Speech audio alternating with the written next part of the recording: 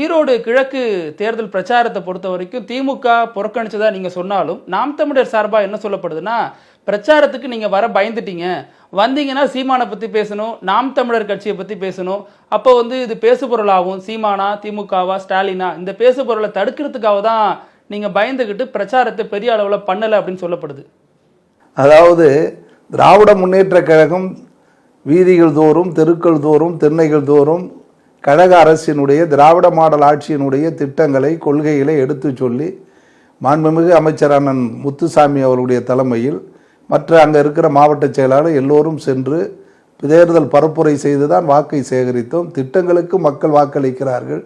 பெரியார், அண்ணா, கலைஞர் என்கிற அந்த மகத்தான தலைவருடைய கொள்கை வாழ வேண்டும் என்று விரும்புகிறவர்கள் திராவிட முன்னேற்ற கழகத்திற்கு வாக்களிக்கிறார்கள்.